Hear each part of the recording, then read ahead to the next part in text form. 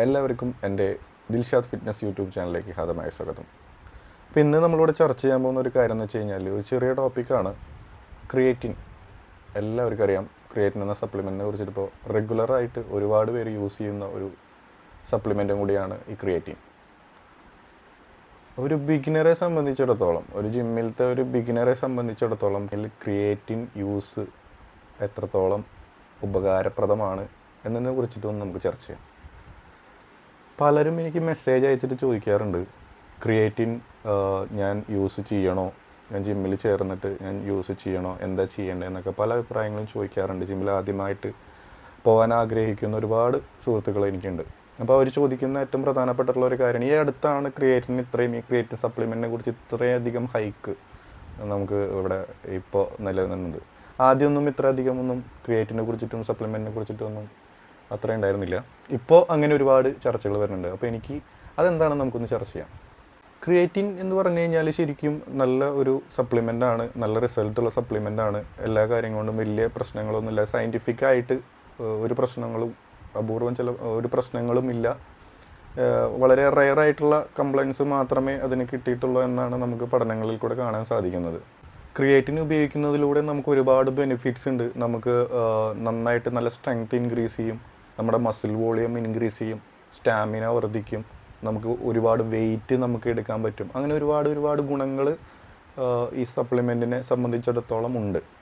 ഒരു ബിഗിനറെ സംബന്ധിച്ചിടത്തോളം അയാൾക്ക് ക്രിയേറ്റിൻ എടുക്കണ്ട എന്നാണ് എൻ്റെ അഭിപ്രായം. കാരണം എന്താ വെച്ച് കഴിഞ്ഞാൽ, നമ്മൾ കായികക്ഷമത വർദ്ധിപ്പിക്കാൻ വേണ്ടിയിട്ടാണ് ഫിറ്റ്നസ് സെൻറ്ററുകളിലേക്ക് വരുന്നത്, അല്ലേ?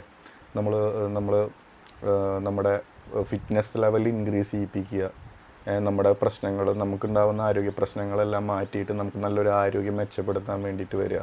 അതിനൊക്കെ എന്ന് വെച്ച് കഴിഞ്ഞാൽ നമുക്ക് നാച്ചുറലി നമ്മുടെ ബോഡി അതിന് സെറ്റായിട്ട് വേണം അത് സംഭവിക്കേണ്ടത്. ഇവിടെ എന്താ വെച്ച് കഴിഞ്ഞാൽ, നമ്മളൊരു സപ്ലിമെൻറ്റ് കൊടുക്കുന്നതിലൂടെ നമ്മളെ ബോഡി നാച്ചുറലായിട്ടല്ല നമുക്ക് അത് ബൂസ്റ്റ് ഉണ്ടാവണത്.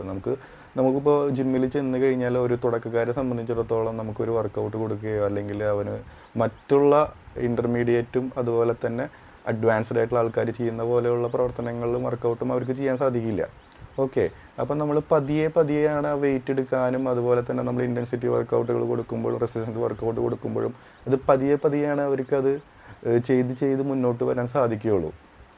ഓക്കെ, അപ്പോൾ നമുക്കൊരു സപ്ലിമെൻ്റ് എടുത്തിട്ട് സെറ്റാക്കണേക്കാളും നല്ലത് നമ്മുടെ പവർ വെച്ച് ശരീരത്തിൻ്റെ കപ്പാസിറ്റി പതുക്കെ കൂട്ടി കൊണ്ടുവന്നിട്ട് എങ്കിൽ മാത്രമേ നമുക്കത് പെർമനൻ്റ് ആയിട്ട് നമുക്കതൊരു കായികക്ഷമത അല്ലെങ്കിൽ ഫിറ്റ്നസ് എന്നൊരു കൺസെപ്റ്റിലേക്ക് നിൽക്കുള്ളൂ.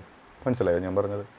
അപ്പോൾ അതിന് ക്രിയേറ്റിൻ വേണ്ട എന്നല്ല ഞാൻ പറഞ്ഞത്. പകരം ഫസ്റ്റിൽ വരുന്ന ആൾക്കാർ ക്രിയേറ്റിൻ എടുക്കുന്നതിന് പകരം നല്ല പ്രോട്ടീൻ റിച്ച് ആയിട്ടുള്ള ഭക്ഷണങ്ങൾ കഴിക്കാൻ ശ്രദ്ധിക്കുക.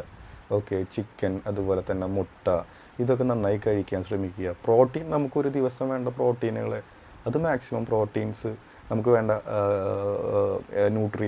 അങ്ങനത്തെ ന്യൂട്രിയൻസുകളൊക്കെ ഉണ്ടല്ലോ, അതൊക്കെ നമ്മൾ മനസ്സിലാക്കിയിട്ട് അങ്ങനത്തെ ഫുഡുകൾ, പ്രോട്ടീൻ റിച്ച് ആയിട്ടുള്ള ഫുഡുകൾ കഴിക്കുക.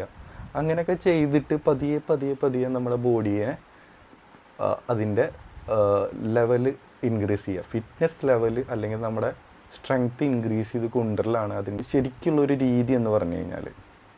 ക്രിയേറ്റിൻ നിങ്ങൾക്ക് യൂസ് ചെയ്യാം, അതിന് ആരും നോ ഒന്നും പറയുന്നില്ല. പക്ഷേ എന്തിരുന്നാലും നിങ്ങൾ കുറച്ചും കൂടി കഴിഞ്ഞ് നിങ്ങൾ വെയിറ്റ് ഒക്കെ എടുത്ത് കുറച്ചും കൂടി കഴിയുമ്പോൾ നിങ്ങൾക്ക് തന്നെ തോന്നും, എനിക്ക് കുറച്ചും കൂടിയും അഡ്വാൻസ്ഡ് ലെവലിൽ കുറച്ചും കൂടിയും വെയിറ്റ് എടുക്കണം, എനിക്കത് എടുക്കാം, ഇനി കുഴപ്പമില്ല എന്നൊക്കെ തോന്നുകയാണെന്നുണ്ടെങ്കിൽ നിങ്ങൾക്ക് തീർച്ചയായിട്ടും ഉപയോഗിക്കാം. അങ്ങനെ വലിയ പ്രശ്നങ്ങളൊന്നും ഇല്ല എന്നാണ് ഇപ്പോൾ പൊതുവെ നമ്മൾ കാണുന്നത്. ഓക്കെ, എന്നിരുന്നാലും നിങ്ങൾ ഇത്തരത്തിലുള്ള സപ്ലിമെൻറ്റ്സ് എടുക്കുമ്പോൾ ഇതിനെക്കുറിച്ച് അറിയുന്ന വിദഗ്ധൻ്റെ അടുത്ത് അഭിപ്രായം ചോദിച്ചതിന് ശേഷം, നിങ്ങൾ മെഡിക്കൽ കണ്ടീഷൻസും കാര്യങ്ങളൊക്കെ ഉണ്ടെങ്കിൽ ഒരു വിദഗ്ധന്മാരുടെ അഭിപ്രായം തേടിയതിന് ശേഷം മാത്രം സപ്ലിമെൻറ്റ്സ് എടുക്കുക. ഓക്കെ, ഇത്തരത്തിലുള്ള ഉപകാരപ്രദമായിട്ടുള്ള വീഡിയോസ് ഇനിയും ഞാനിതിൽ അപ്ലോഡ് ചെയ്യുന്നതായിരിക്കും. ഇത്തരത്തിലുള്ള വീഡിയോസ് നിങ്ങൾക്ക് ഇനിയും ലഭിക്കുവാനായി എൻ്റെ ചാനൽ സബ്സ്ക്രൈബ് ചെയ്യുക. നിങ്ങളുടെ വിലപ്പെട്ട കമൻസ്, നിങ്ങൾക്ക് എന്ത് വിലപ്പെട്ട കമൻസുകൾ, നിങ്ങളെല്ലാ കമൻസും എനിക്ക് വിലപ്പെട്ടതാണ്. നിങ്ങളുടെ കമൻസുകൾ എന്നെ അറിയിക്കുക. ഇഷ്ടപ്പെട്ടുവെങ്കിൽ ഷെയർ ചെയ്യുക, ലൈക്ക് ചെയ്യുക, കമൻറ്റ് ചെയ്യുക. Okay, thank you.